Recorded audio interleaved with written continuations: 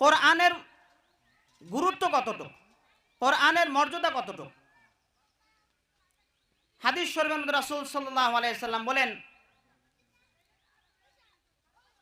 উগদু আলিমান আও মুতাআল্লিমান আও মুস্তামিআন আও মুহিব্বান ওয়ালা তাকুনিল খামিস ফাতাহলিক আল খামিসাতু আন তুবগিদাল ইলমা ওয়া আহলাহু। যে তোমরা নিজে কোরআন হাদিস শিক্ষা করো, উগদু আলিমান, কোরআন হাদিস শিক্ষা করো, কোরআনের জ্ঞান অর্জন করো। যদি কোরআনের গুরুত্ব না থাকতে তাহলে রাসূল সাল্লাল্লাহু আলাইহি সাল্লাম আমাদেরকে সম্বোধন করে বলতেন না যে তোমরা কোরআনের শিক্ষা করো, কোরআনের জ্ঞান অর্জন করো, তোমাদের ছেলে সন্তানদেরকে কোরআনের হাদিসের জ্ঞান শিক্ষা দাও, তাহলে এটা বলতেন না। গুরুত্ব আছে বিদায়, দরকার আছে বিদায় তিনি এই কথা বলেছেন। নবীর চরণেতে সারা জীবন আমি থাকব, মদিনারি অলি গলি, মদিনারি অলি গলি ঘুরে ঘুরে আমি দেখব, নবীর চরণেতে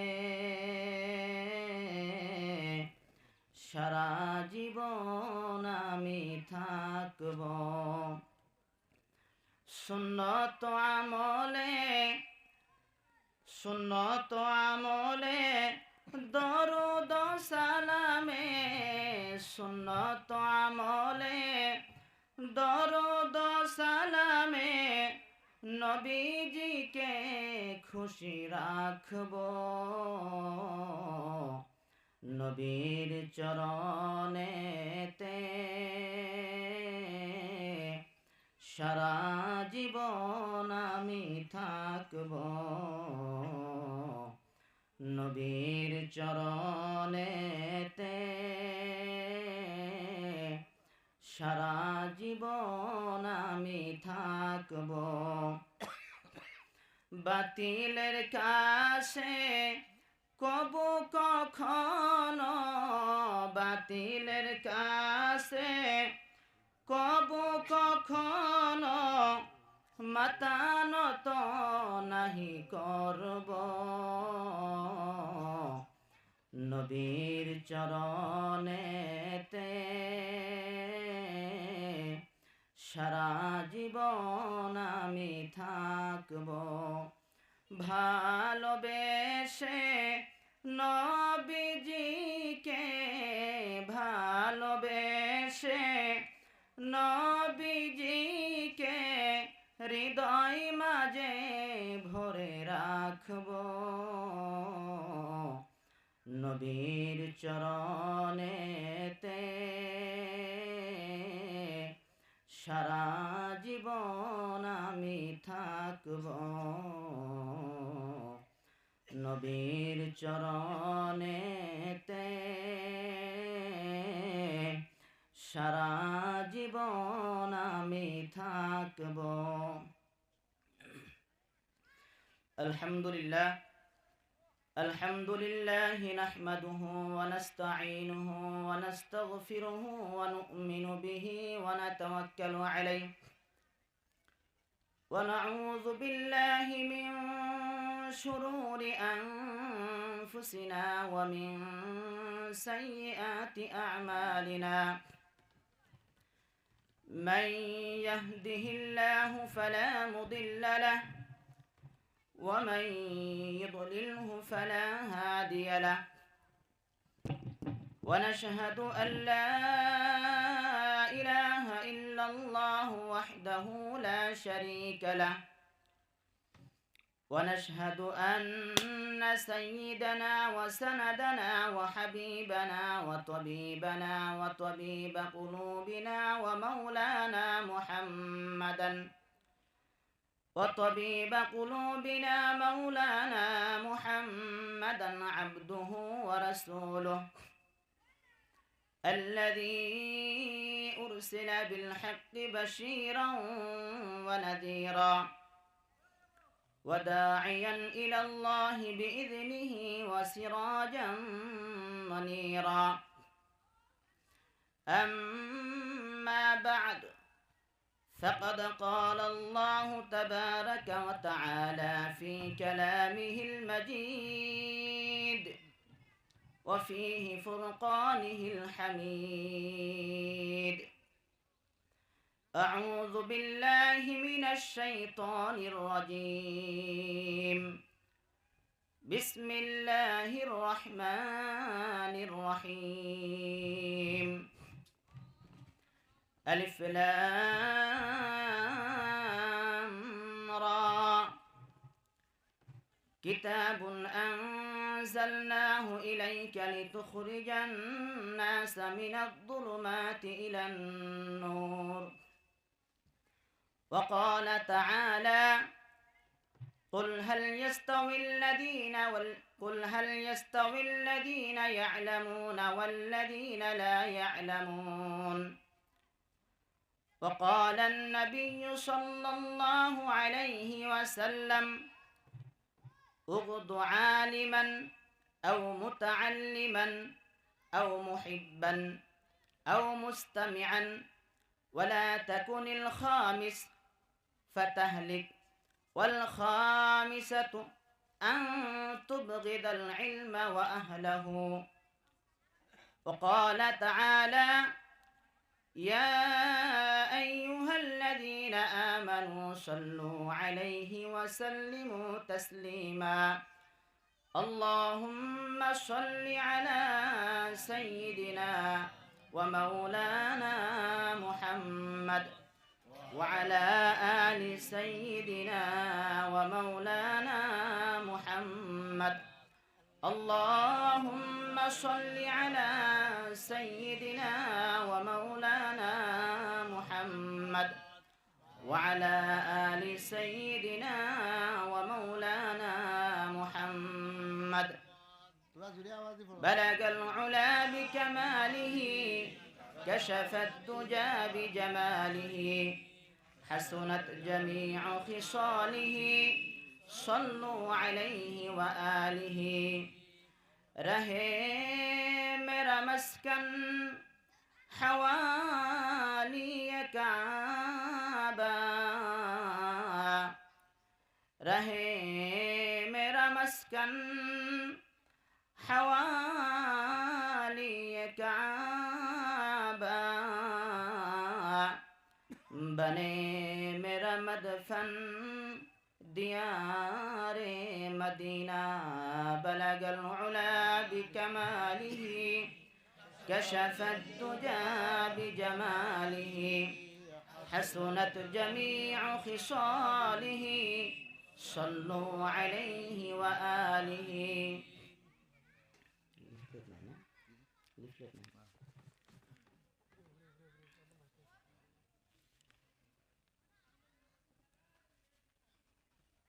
আজকের এই সবার নিজ ফুলবাড়ি পুরাতন জামে মসজিদের সবার সভাপতি সাহেব এবং স্টেজে বসে থাকা মুরব্বিয়ানে কেরাম উলামায়ে ইজম সামিয়ানার নিচে বসে থাকা বাবার বয়সের মুরব্বিয়ানে ইজম আমার যুবক ভাইয়েরা পর্দার আড়ালে থাকা আমার মা ও বোনেরা সবাইকে আমি আবারও সালাম দিচ্ছি আসসালামু আলাইকুম ওয়া রাহমাতুল্লাহি ওয়া বারাকাতুহু। ওয়া আলাইকুমুস সালাম ওয়া রাহমাতুল্লাহ। আমি যেমনটা হৃদয় ভরে সালাম দিছি ঠিক তেমনটা হৃদয় ভরে উত্তর পেলাম না। আমি আবারও সালাম দিচ্ছি আসসালামু আলাইকুম ওয়া রাহমাতুল্লাহি ওয়া বারাকাতুহু। ওয়া আলাইকুমুস সালাম ওয়া রাহমাতুল্লাহি। আপনারা কি আমার উপরে বেজার নাকি? না আমার কথা বুঝতে পারেন না? যদি আসামিজ ভাষা বলে তাহলে আরো বুঝবেন না আপনারা। যাক, আল্লাহর শুকর, আল্লাহ এই জমিনের মধ্যে অনেক রকমের ভাষা রাখছেন। তার মধ্যে আমার কাছে, আমার যদিও মাতৃভাষা আসামিজ, তার মধ্যে আমার কাছে সুন্দর লাগে সবচেয়ে বাংলা ভাষাটা। সেই জন্য আমি বাংলা ভাষাতে বয়ান করি। আল্লাহ তাআলার লাখো লাখো শুকর যে মহান রব্বুল আলামিন আমাদেরকে বহুত ব্যস্ততার মাঝেও ব্যস্ততা ত্যাগ করে এই মাহফিলের মধ্যে আসার জন্য তৌফিক দান করেছেন, সেই মহান রব্বুল আলামিনের প্রতি একবার মহাব্বতে শুকর আদায় করি আলহামদুলিল্লাহ। আরো জোরে বলি আলহামদুলিল্লাহ। সাথে সাথে হাবিবে করিম সাল্লাল্লাহু আলাইহি ওয়াসাল্লামের প্রতি মহাব্বতে দরুদ পড়ি সাল্লাল্লাহু আলাইহি ওয়াসাল্লাম। আমি যতটুকু জানি যে আপনারা সুরালা কণ্ঠে বয়ান শুনতে পছন্দ করেন, কিন্তু যে সময় আমার কাছে আমাকে দিয়েছে, এখন যদি সুর দা বয়ান করতে যাই 15-20টা কথা বলতে বলতে সময় শেষ হয়ে যাবে, মূল পয়েন্টে যেতে পারবো না। অতএব আমি সুর ছেড়ে দিয়ে সাধারণভাবে যেমনভাবে কথা বলি এমনভাবে আপনাদের সম্মুখে কোরআন ও হাদিস থেকে কিছু আলোচনা করার চেষ্টা করব। ওমা তাওফীকি ইল্লা বিল্লাহ আলাইহি তাওয়াক্কালতু ওয়া ইলাইহি উনীব। আমাকে আগেই বিষয় দেওয়া হয়েছে কোরআন হাদিসের জ্ঞান শিক্ষা করা কতটুকু গুরুত্বপূর্ণ এবং আলিম উলামাদের মর্যাদা করা কতটুকু গুরুত্বপূর্ণ। তো প্রথমে আমি কোরআনে কারিমের থেকে একটা তেলাওয়াত করেছি, ছোট্ট একটা আয়াতে কারিমার টুকরা তেলাওয়াত করেছি। আল্লাহ রাব্বুল আলামিন কোরআনে কারিমের মধ্যে বলেছেন, আলিফ লাম রা কিতাবুন আনজালনাহু ইলাইকা লিতুখরিজান নাসা মিনাজ যুলুমাতি ইলান নূর। আল্লাহ রাব্বুল আলামিন নবীকে সম্বোধন করে তিনার হাবিবকে উদ্দেশ্য করে বলেন, হে আমার নবী, হে কিতাবুন আনজালনাহু ইলাইকা লিতুখরিজান নাস, আমি আপনার উপর এমন একটা গ্রন্থ নাজিল করলাম, আমি আপনার উপর এমন একটা কিতাব অবতীর্ণ করলাম, লিতুখরিজান নাসা মিনাজ যুলুমাতি ইলান নূর, যে কিতাবের দ্বারায়, যে কিতাবের উসিলায় মানুষ অন্ধকার ভূত থেকে আলোর দিকে যায়, যে কিতাবের উসিলায় অন্ধকার ভূত থেকে মানুষ আলোর দিকে যাবে। আল্লাহ রাব্বুল আলামিন তিনার হাবিবকে সম্বোধন করে এই আয়াতরা নাজিল করলেন। তো অন্ধকার কাকে বলে? দেখেন, নবীর জামানায় তিনার খুব মহাব্বতের একজন সাহাবী ছিলেন হযরত উমর ফারুক রাদিয়াল্লাহু আনহু। আমরা সবাই চিনি তিনাকে, যদিও দেখি না তিনাকে চিনি, আমরা মহাব্বত করি। তো তিনি ইসলাম গ্রহণ করছেন কখন? ইসলাম গ্রহণ করার আগে তিনি কিন্তু অন্ধকার ভূতের মধ্যে ছিলেন। তিনি আগে ইসলাম গ্রহণ করার আগে পথভ্রষ্ট রাস্তায় ছিলেন, অন্ধকারের রাস্তায় ছিলেন, গুমরাহি রাস্তায় ছিলেন। যখন তিনি রাসূল সাল্লাল্লাহু আলাইহি সাল্লামকে মারার জন্য আসলেন, তিনার বহেনকে কোরআন তেলাওয়াত করা দেখে, ইসলাম গ্রহণ করা দেখে যখন নবীজিকে কতল করার জন্য আসলেন, নবীজির কাছে এসেও তিনি ইসলাম গ্রহণ করলেন নবীর চেহারা দেখে। বলি সুবহানাল্লাহ। তো এটাকেই বলে অন্ধকার থেকে আলোর দিকে আসা। কোরআনের গুরুত্ব কতটুকু, কোরআনের মর্যাদা কতটুকু? হাদিস শরীফের মধ্যে রাসূল সাল্লাল্লাহু আলাইহি সাল্লাম বলেন, উগদু আলিমান আও মুতাআল্লিমান আও মুস্তামিআন আও মুহিব্বান ওয়ালা তাকুনিল খামিস ফাতাহলিক আল খামিসাতু আন তুবগিদাল ইলমা ওয়া আহলাহু। যে তোমরা নিজে কোরআন হাদিস শিক্ষা করো, উগদু আলিমান, কোরআন হাদিস শিক্ষা করো, কোরআনের জ্ঞান অর্জন করো। যদি কোরআনের গুরুত্ব না থাকতে তাহলে রাসূল সাল্লাল্লাহু আলাইহি সাল্লাম আমাদেরকে সম্বোধন করে বলতেন না যে তোমরা কোরআনের শিক্ষা করো, কোরআনের জ্ঞান অর্জন করো, তোমাদের ছেলে সন্তানদেরকে কোরআনের হাদিসের জ্ঞান শিক্ষা দাও, তাহলে এটা বলতেন না। গুরুত্ব আছে বিদায়, দরকার আছে বিদায় তিনি এই কথা বলেছেন। তারপরে বলছেন আও মুস্তামিআন, যদি তোমরা কোরআন হাদিসের জ্ঞান শিক্ষা করতে না পারো, ছেলে সন্তানদেরকে যদি শিক্ষা দিতে না পারো, তাহলে তোমরা কোরআনের জ্ঞান শ্রবণ করো। আও মুস্তামিআন, তাহলে তোমরা কোরআন শ্রবণ করো, যে পরে তার কাছে যায় তোমরা শুনো। যদি শিক্ষা করতে না পারো, যে পরে তার কাছে যায় সেটা শ্রবণ করো, শোনো। তারপরে বলছেন যদিও তোমরা এটা করতে না পারো, যদিও তোমরা এটা করতে না পারো, আও মুহিব্বান, তাহলে তোমরা আলিম উলামাদেরকে সম্মান করো, মহাব্বত করো, আলিম উলামাদেরকে দিলের মধ্যে অন্তরের মধ্যে জায়গা করে নাও। আলিমুল আমাদেরকে দিলের মধ্যে জায়গা করে দাও, অন্তর প্রশান্ত করো আলিমুল আমাদের জন্য। যদি এতটি কাজ না করতে পারো আলিমুল আমার বিরুদ্ধে করো না। ওয়ালা তাকুনিল খামিস, 4 নম্বর পর্যন্ত হইও, 5 নম্বর হইও না। তখন রাসূল সাল্লাল্লাহু আলাইহি সাল্লাম বলল যে 5 নম্বর হলো ওটা আনতুবগিদাল ইলমা ওয়া আহলাহু, আলিম এবং ইলিমের বিরোধিতা করো না। যদি তোমরা এই 4টা বস্তু করতে না পারো তাহলে 5 নম্বরটা করো না। 5 নম্বরটা করলে তোমরা হালাক হয়ে যাবে, ধ্বংস হয়ে যাবে। ফাতাহলিক, তাহলে তোমরা ধ্বংস হয়ে যাবে। 5 নম্বরটা হলো আনতুবগিদাল ইলমা ওয়া আহলাহু, আলিম এবং ইলিমের বিরোধিতা করো না। যে ইলিম শিখছে তার বিরোধিতা করো না, তার পিছনে লেগো না, তার বদনামি করো না, তাকে হেয় প্রতিপন্ন করে কথা বলো না। এবং ওয়া আহলাহু, সে যেটা শিখছে সেটার বিরোধিতা করো না। এখানে পয়েন্ট দুটা, আলিম এবং ইলিম, এই দুটার বিরোধিতা করতে না করছেন। তাহলে কি হবে? যদি বিরোধিতা করে ফাতাহলিক, তাহলে তুমি ধ্বংস হয়ে যাবে। শুধু তুমি ধ্বংস হবে না, তোমার পুরা নসল ধ্বংস হয়ে যাবে। দেওবন্দের বহুত বড় একজন মুহাদ্দিস ছিলেন, বহুত বড় বুজুর্গ ছিলেন, আল্লামা রশিদ আহমদ গঙ্গি, আমরা নাম শুনেছি।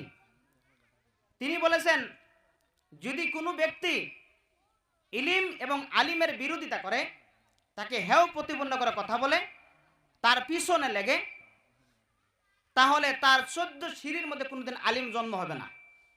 সে 14 সিঁড়ির মধ্যে কোনোদিন আলিম বানাইতে পারবে না। এবং সেই ব্যক্তি যখন মারা যাবে, তার চেহারাটা পশ্চিম দিকে দেওয়ার পরে, মাটি দেওয়ার পরে, তার চেহারা আল্লাহ তাআলা আপনা আপনি পূব দিয়ে ঘুরাইয়া দেয়। বলি নাউজুবিল্লাহ। এটা কোরআনের বিরুদ্ধে করা, কোরআনকে হেয় প্রতিপন্ন করা, আলিমুল আমাদের বিরোধিতা করা, আলিমুল আমাদের হেয় প্রতিপন্ন করার ফল হলো এটা। তার চেহারা পশ্চিম দিকে থাকে না, তার চেহারা আল্লাহ তাআলা অটোমেটিক পূব দিয়ে ঘুরাই দেয়।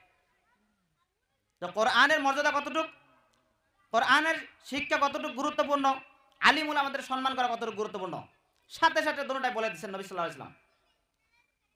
এবং আল্লাহ তাআলা কোরআনে কারিমের মধ্যে অন্যত্র বলেছেন, কুল হাল ইয়াস্তাবিল্লাযীনা ইয়ালামুনা ওয়াল্লাযীনা লা ইয়ালামুন, যে হে নবী আপনি বলে দেন আপনার উম্মতদেরকে, আপনি জানিয়ে দেন।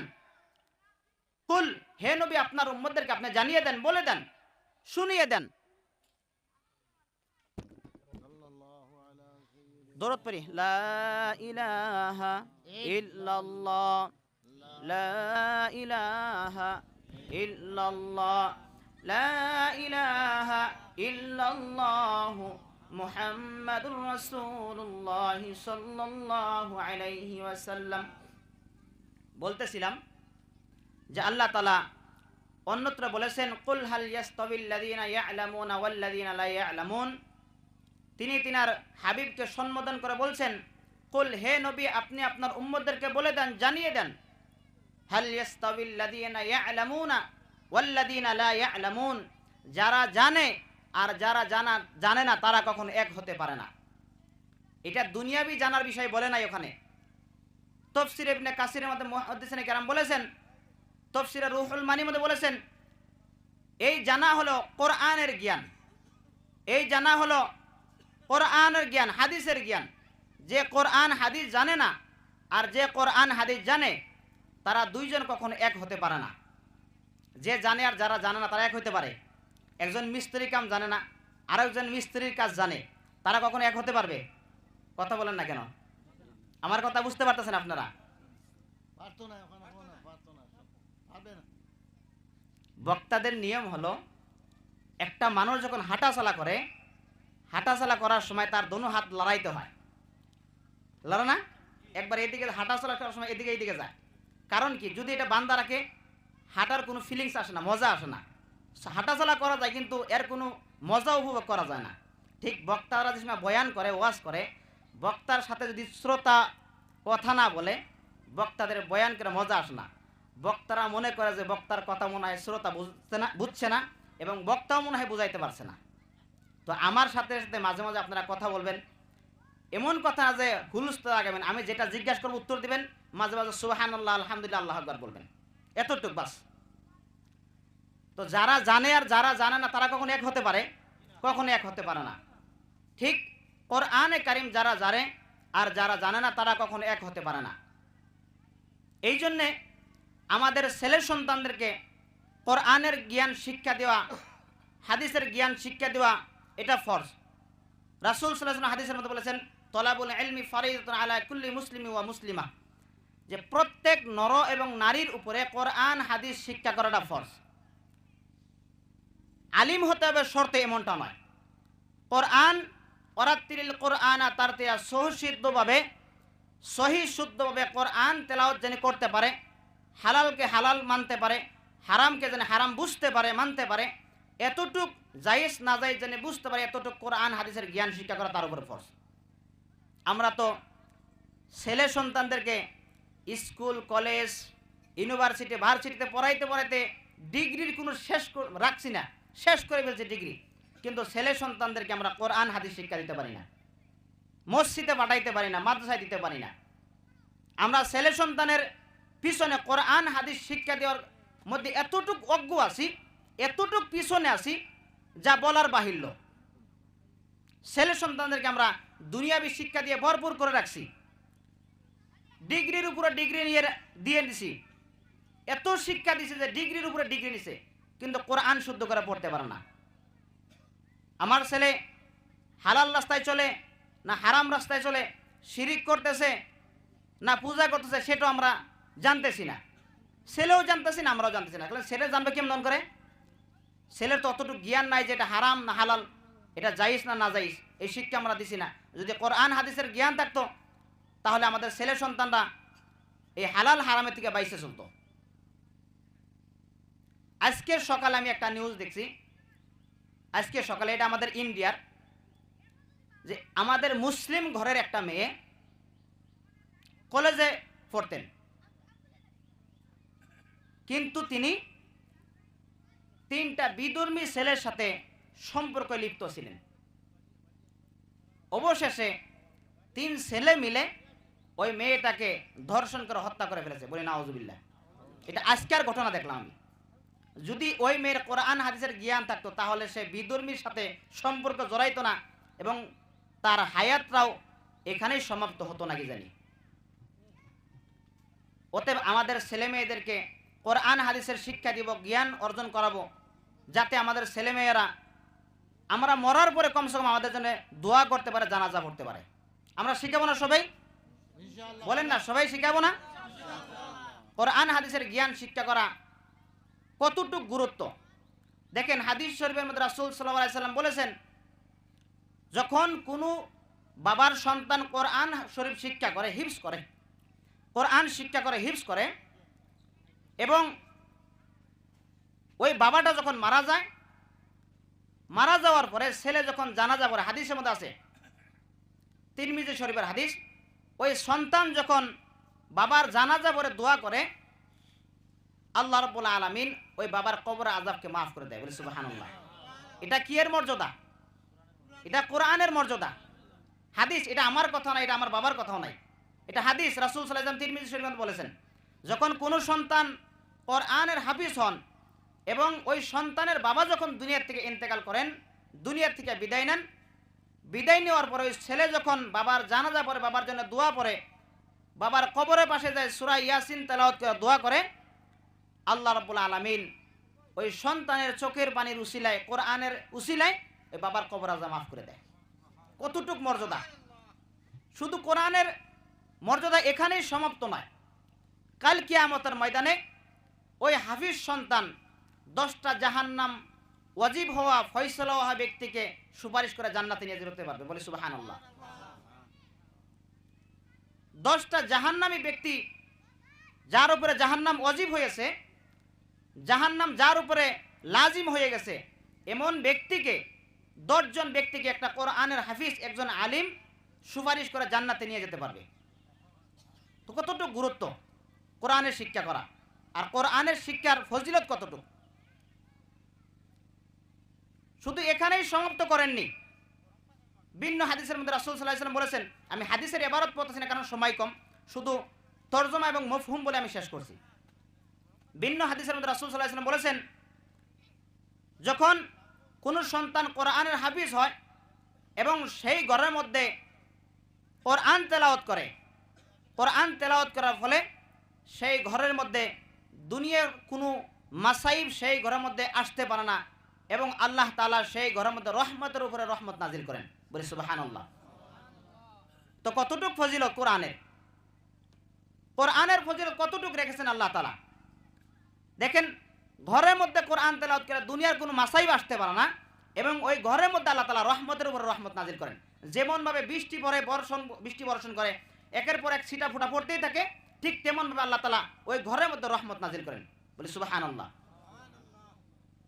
কোরআনের কতটুকু মর্যাদা, কোরআনের কতটুকু ফজিলত, কোরআন শিক্ষা করা কতটুকু গুরুত্ব আমাদের জন্য আমরা বুঝি না। আমি বলছি না যে আপনাদের ছেলে মেয়েকে আপনারা দুনিয়াবি শিক্ষা শিখাবেন না, এটা বলছি না। আপনারা শিখান। ডাক্তারের প্রয়োজন আছে ডাক্তার বানান, ইঞ্জিনিয়ারের প্রয়োজন আছে ইঞ্জিনিয়ার বানান, অফিসার বানান, র্যাব, আর্মি, বিডিআর আপনারা বানান, অসুবিধা নেই। তবে সাথে কোরআনের শিক্ষা দিবেন। দেখেন আজকালের জমানায়, 3-4 দিন আগে আমি একটা প্রোগ্রামে যেয়ে বলেছি যে আজকালের জমানায় স্কুল কলেজের ভার্সিটিতে যেগুলো কিতাব দেওয়া হয়েছে, ইসলাম ধর্মের বিরোধী সমস্ত কাজকর্ম এই কিতাবের মধ্যে লিখে ধরা হয়েছে, তুলে ধরা হয়েছে। দেখেন, এখন স্কুলের এমনও কিতাব আছে, বাচ্চা বাচ্চা ছেলেরা কিতাবগুলো পড়ে যে বানর থেকে মানুষ হয়েছে, আছে না? স্কুলের কিতাবের মধ্যে এগুলো লেখা হয়েছে, অথচ বানর থেকে কখনো মানুষ হয় না। আমরা তো বানর থেকে হয়নি। আমরা কি বানর থেকে হয়েছি? আমরা বানর থেকে হয়নি। কিন্তু স্কুলের কিতাবের মধ্যে, স্কুল কলেজ ভার্সিটির কিতাবের মধ্যে এগুলো লেখা হয়েছে।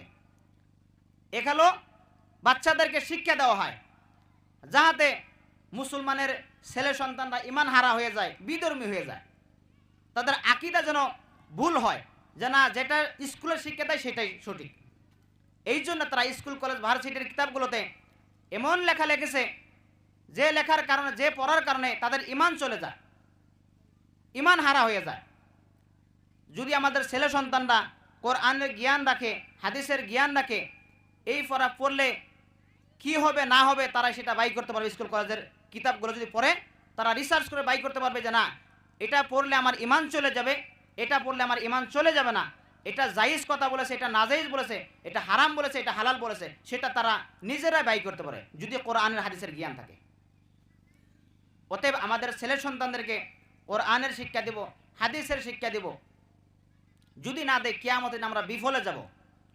সুপারিশ করার জন্য কাউকে পাবেন না। একটা নেকির জন্য দৌড় পাবেন মার বাবার কাছে, দিবে না। ইয়াউমা ইয়াফিরুল মারউ মিন আখি ওয়া উম্মিহি ওয়া আবি ওয়া সাহিবাতিহি ওয়া বানি। কাজে আসবে না, কেউ কাউকে চিনবে না। বন্ধুর কাছে যাবেন, বন্ধু চিনবে না। মা বাবার কাছে যাবেন, মা বাবা বলবে যে আমার দুনিয়ার জমিনে কোনো বিয়াই হয়নি, আমি দুনিয়ার জমিনে কোনো শাদিই করিনি।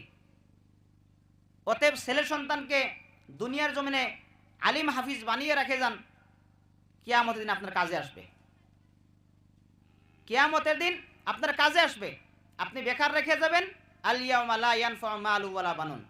দুনিয়ার জমিনে যদি আপনার ছেলে সন্তানদেরকে আপনি কোরআনের হাফিজ আলিম যদি না বানান, কিয়ামতের দিন আল ইয়াউমা লা ইয়ানফাউ মালু ওয়ালা বানুন, কোনো ধন সম্পদ ছেলে সন্তান কাজে আসবে না। ওই যে ওই রকম ছেলে সন্তান যেগুলো দুনিয়াবি শিক্ষা করছে। আর যদি কোরআন হাদিসের শিক্ষা করে, তাহলে আপনি উপরে যদি জাহান্নাম অজীব হয়ে থাকে, আপনাকে সুপারিশ করে, শুধু আপনাকে নয় আপনার সাথে আরো 9 জনকে সুপারিশ করে জান্নাতে নিয়ে যেতে পারবে। বলি সুবহানাল্লাহ। কোরআনের মর্যাদা কতটুক, কোরআনের মর্যাদা কতটুক, কতটুক শক্তি কোরআনের। হাদিস শরীফের মধ্যে রাসূল সাল্লাল্লাহু আলাইহি ওয়াসাল্লাম বলেন, কোরআনের মর্যাদা বুঝাইতে গিয়ে যে কোনো ব্যক্তি যদি প্রতিদিন ঈশার নামাজের পরে সূরা মুলক তেলাওয়াত করে, সূরা মুলক তাবারাকাল্লাযী সূরা যদি তেলাওয়াত করে, তাহলে মৃত্যুর পরে সেই ব্যক্তির কবরের মধ্যে আযাব হয় না। এটা কোরআনের মর্যাদা। শুধু এই সূরার উদ্দেশ্য এতটুকুই না যে সূরা পড়লে কবরে আযাব হবে না, কোরআনের মধ্যে সূরাটা আছে, তো এটা হলো কোরআনের মর্যাদা, কোরআনের মর্যাদা এটা। অতএব আমরা ছেলে সন্তানদেরকে কোরআন হাদিসের শিক্ষা দিব, যাতে ছেলে সন্তানরা আমি মরার পরেও আমার জন্য দোয়া করতে পারে, আমার জানাজা করতে পারে, কিয়ামতের দিন যেন আমাকে সুপারিশ করে জান্নাতে নিয়ে যেতে পারে।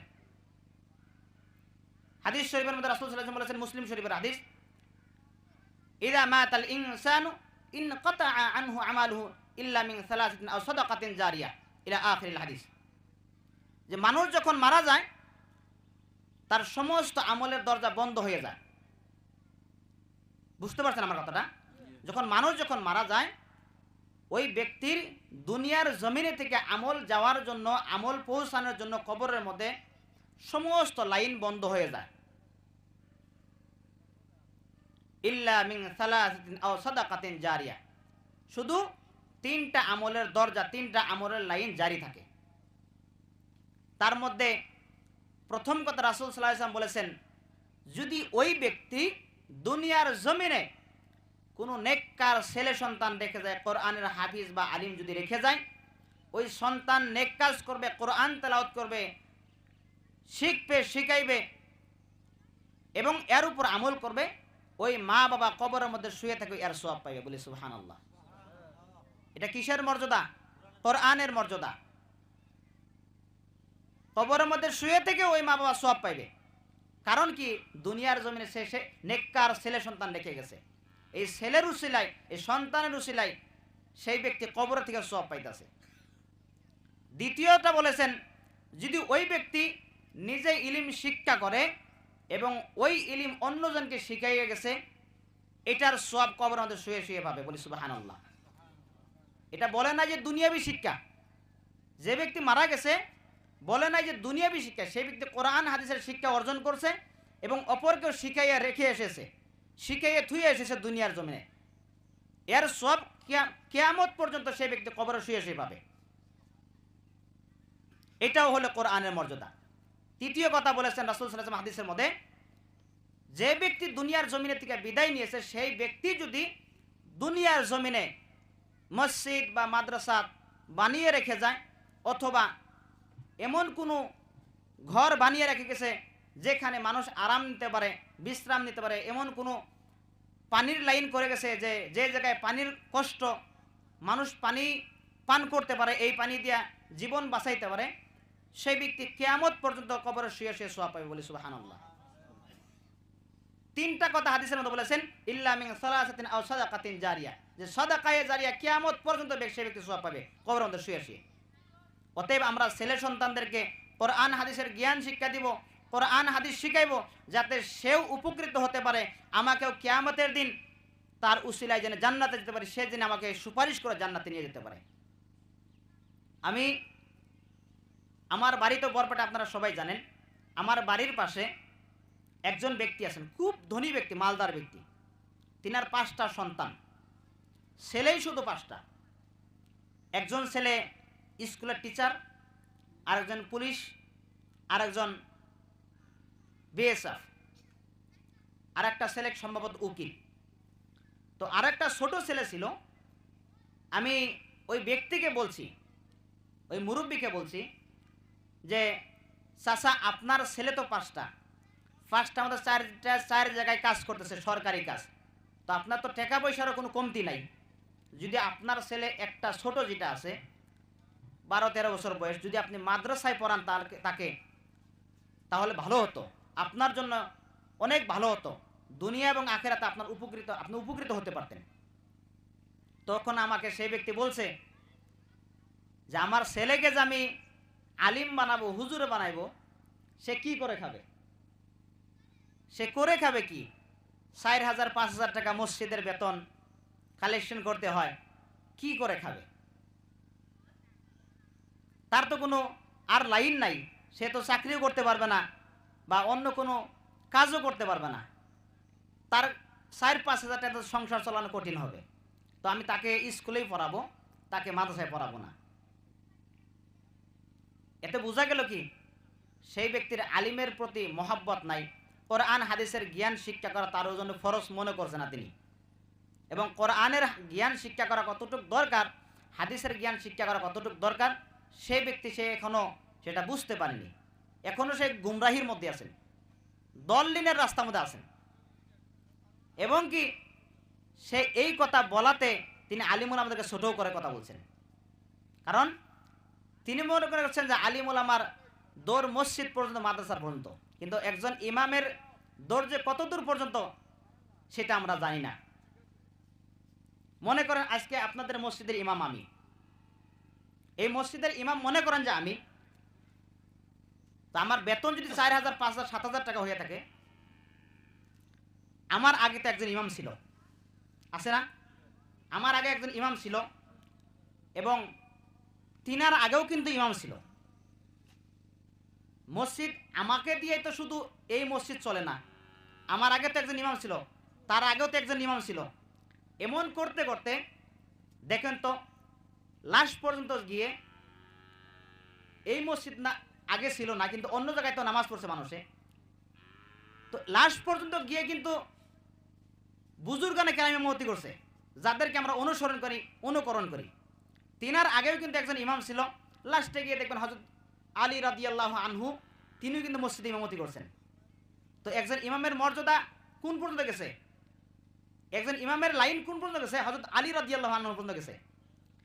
হযরত আলী রাদিয়াল্লাহু আনহুকে যদি জিজ্ঞাসা করেন যে হে খলিফাতুল মুসলিমিন হযরত আলী, আপনার পূর্বে আপনার স্থানে ইমামতি কে করেছেন, তিনি নিশ্চয়ই উত্তরে বলবেন আমার আগে আমার এই স্থানে ইমামতি করেছেন হযরত উসমান রাদিয়াল্লাহু আনহু। বলবে না?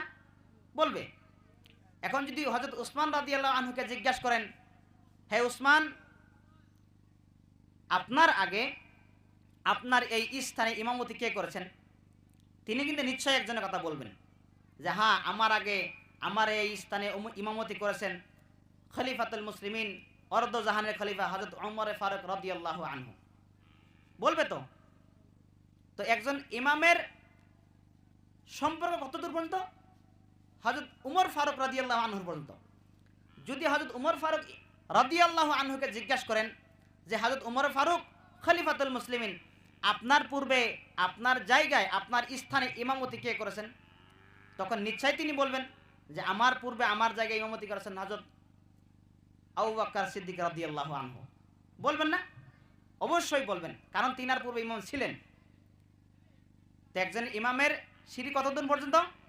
আবু বকর সিদ্দিক রাদিয়াল্লাহু আনহুর পর্যন্ত। যদি হযরত আবু বকর সিদ্দিক রাদিয়াল্লাহু আনহুকে জিজ্ঞাসা করা হয় যে হে হযরত আবু বকর সিদ্দিক খলিফাতুল মুসলিমিন, আপনার পূর্বে আপনার স্থানে আপনার মসজিদে আগে ইমাম ছিল কে, তখন তিনিও নিশ্চয় বলবেন যে আমার আগে আমার পূর্বে যে ছিলেন শফিউল মুজনাবিন রাহমাতাল লিল আলামিন খাতামান নবিয়িন সাইয়্যিদুল মুরসালিন হুজুর আকরাম সাল্লাল্লাহু আলাইহি ওয়াসাল্লাম। সুবহানাল্লাহ। তো একজন ইমামের সিঁড়ি কত দূর পর্যন্ত? একজন ইমামের সিঁড়ি কত দূর পর্যন্ত? নবী করিম সাল্লাল্লাহু আলাইহি সাল্লাম পর্যন্ত। তো ইমামের মর্যাদা কম না বেশি? ইমামের সম্মান কম না বেশি? তা আমরা ইমামকে সম্মান করি, ইমামকে সম্মান করতে পারি না। যদিও সম্মান করতে পারি না, তারপরেও কিন্তু ইমামের মর্যাদা আছে। আমি না করলেও তো আল্লাহ দেয়, আল্লাহ তো সম্মান করেন। হাদিসের মধ্যে রাসূল সাল্লাল্লাহু আলাইহি ওয়াসাল্লাম বলেছেন যে মুয়াজ্জিনের জন্য রাসূল সাল্লাল্লাহু আলাইহি ওয়াসাল্লাম নিজে দোয়া করেন এবং আল্লাহ তাআলা মুয়াজ্জিনের ভুলকে ক্ষমা করেন, আর ইমামের জন্য আল্লাহ তাআলা পথকে রাস্তাকে আসান করে দেন। বলে সুবহানাল্লাহ। তো ইমামের মর্যাদা কতটুক, একজন আলিমের মর্যাদা কতটুক? আলিমের মর্যাদা বলতে গিয়ে বলছিলাম ইমামের কথা। তো ইমাম তো একজন আলিম।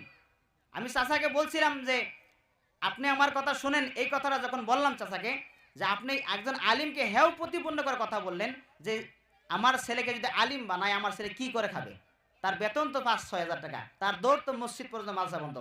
তো দেখেন আপনি ইমামের দৌড় কতটুকু পর্যন্ত? ইমামের দৌড় নবী করিম সাল্লাল্লাহু আলাইহি ওয়াসাল্লাম পর্যন্ত। আর যার সম্পর্ক নবীর সাথে আছে তার কোনো চিন্তা আছে?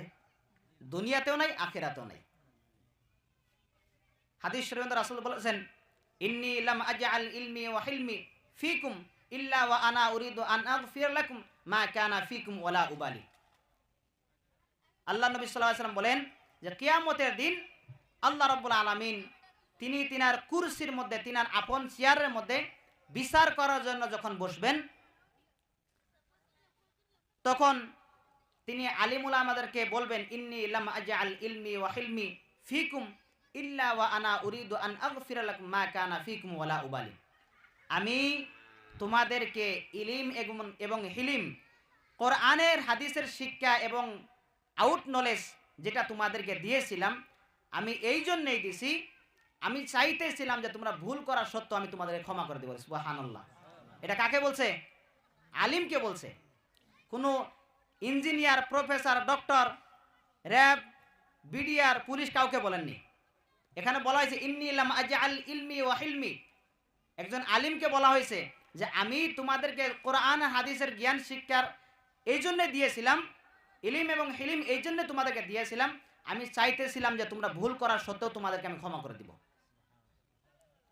শুধু এতটুকু বলা শেষ করেন নাই, তখন হাদিসে কুদসি এটা রাসূল সাল্লাল্লাহু আলাইহি ওয়াসাল্লাম বলছেন যে আল্লাহ তাআলা পরে বলবেন যে লোকেরা আমাকে কি বলে বলুক, আমি যে তোমাদেরকে ক্ষমা করে দিব, মানুষেরা কি বলে বলুক এটা আমার দেখার বিষয় না, আমি তোমাদেরকে ক্ষমা করে দিব। বলে সুবহানাল্লাহ। তো একজন আলিমের মর্যাদা কতটুক, সম্মান কতটুক, দৌড় কতটুক, একদম জান্নাত পর্যন্ত। যাকে আল্লাহ ক্ষমা করে দিবেন তার তো আর হিসাব নিকাশ নাই। আমরা বলি কি আলিম উলামার বিচার হবে পর্দার আওলে, পর্দার আওলে কোনো বিচার নাই, পর্দার আওলে কোনো বিচার নাই। ডাইরেক্ট আল্লাহ নবী সাল্লাল্লাহু আলাইহি ওয়াসাল্লাম বলছেন যে আলিমদেরকে আল্লাহ তাআলা মাফ করে দিবেন, আর যেখানে আলিমদেরকে মাফ করে দিবেন পর্দার কোনো কথা আছে? পর্দার কোনো কথাই নাই, কারণ আল্লাহ তাআলা ডাইরেক্ট মাফ করে দিবেন। হাদিস আন আগফির লাকুম মা কানা ফিকুম ওয়ালা উবালি, ডাইরেক্ট হাদিস যে আল্লাহ তাআলা ডাইরেক্ট মাফ করেই দিবেন আলিম উলামাদেরকে। মাফ করে দেওয়ার কারণ তার কাছে কোরআনের জ্ঞান আছে, হাদিসের জ্ঞান আছে, ওই সম্মানের খাতিরে আল্লাহ তাআলা তাকে মাফ করে দিবেন।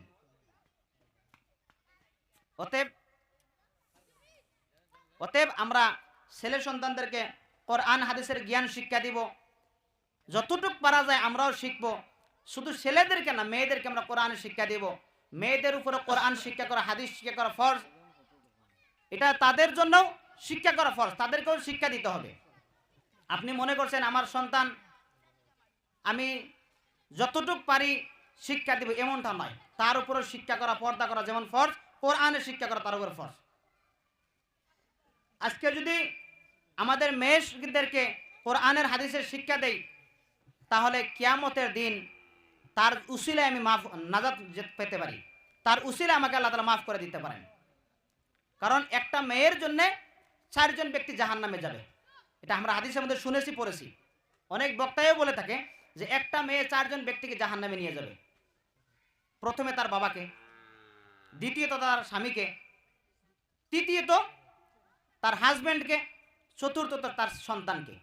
তো একটা মেয়ে যদি 4 জনকে জাহান্নামে নিয়ে যেতে পারে, তাহলে তো সেখানে আপনি বাঁচার কোনো অবকাশ নেই, আপনিও ফেঁসে গেছেন।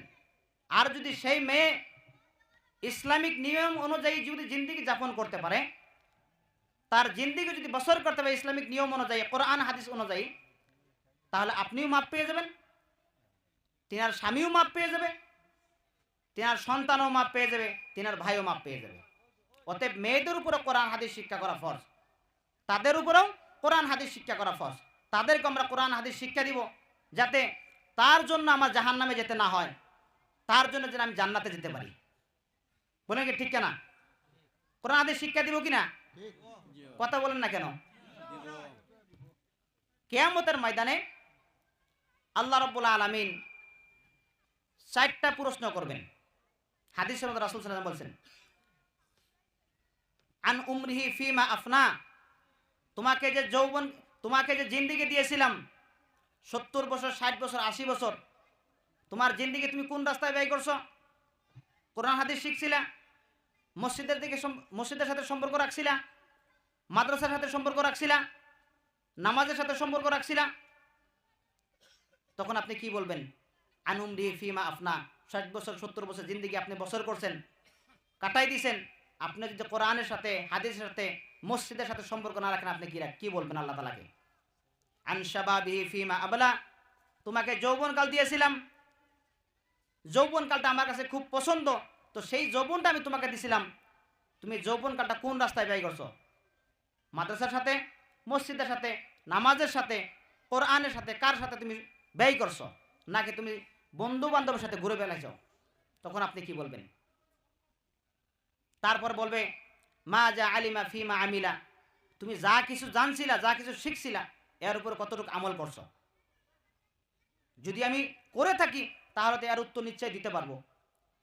যদি করে থাকি এগুলো প্রশ্ন করবে না, যদি করে থাকি এগুলো আমল, তাহলে তো প্রশ্ন করবে না, না করার কারণে তো প্রশ্ন করবে। তারপরে বলবে যে তুমি যেগুলো মাল আয় করেছিলে, কোন রাস্তায় থেকে আয় করছো আর কোন রাস্তায় ব্যয় করছো? যদি সঠিক রাস্তা থেকে আয় করি তাহলে তো অবশ্যই আমরা জবাব দিতে পারবো এবং কি এই প্রশ্নগুলো করবেও না। আর যদি ব্যাঠিক রাস্তা থেকে আমরা আয় করে থাকি তাহলে আর জবাব দিয়ে হতে হবে। অতএব আমরা এই 4টা প্রশ্নর হিসাব যেন এই দুনিয়া থেকে করে নিয়ে যেতে পারি, যাতে আমরা আমাদের ছেলে সন্তানদেরকে কোরআনের হাফিজ বানাইতে পারি। যে আমরা বলতে পারবো না আমার সন্তানকে আমি 60 বছর 70 বছর কিছু করতে না পারলেও আমার একটা সন্তানকে আমি হাফিজ বানাই রেখেছি, কিছু করতে না পারলেও আমার একটা সন্তানকে আমি হাফিজ বানিয়ে রেখে এসেছি। আন শাবাবিহি ফিমা আবলা, যে আমার যৌবনকালটা আমি নিজে কোরআন হাদিস শিখে কাটাইছি, কিছু করতে না পারলেও এটা জানি বলতে পারি যতটুক পারছি আমি কোরআনের সাথে সম্পর্ক রাখছিলাম, যৌবনকালটা মসজিদের সাথে সম্পর্ক রাখছিলাম, মাদ্রাসার সাথে সম্পর্ক রাখছিলাম, এমন কথা যেন বলতে পারি। অতএব আমি আপনাদের সবাইকে অনুরোধ করব, আমরা ছেলে সন্তানদেরকে কোরআন হাদিসের জ্ঞান শিক্ষা দিব, নিজেরা যতটুকু পারা যায় ওরাত্তিল কোরআন তারতিলা, কোরআন তরতিল সহকারে পড়ার চেষ্টা করব এবং আমাদের ছেলে মেয়েদেরকে ইসলামিক নিয়ম অনুযায়ী জিন্দেগি যাপন করার জন্য চেষ্টা করব এবং আমরা এটা করে যাব যাতে আল্লাহ তাআলা আমাদেরকে কিয়ামতের দিন পাকড়াও না করে। আর সময়ও শেষ, অনেক কথা ছিল বলতে পারলাম না। আর আপনাদের আশা ছিল যে আমি জানি যে সুর দিয়ে বয়ান শুনবেন, আমিও এটাও সুর দিয়ে বক্তা, কিন্তু সময়ের খাতিরে আমি সুর দিতে পারলাম না। ইনশাল্লাহ আবার যদি আল্লাহ তাআলা কোনো দিন চায়, আপনারা যদি চান ইনশাল্লাহ আবার আসবে।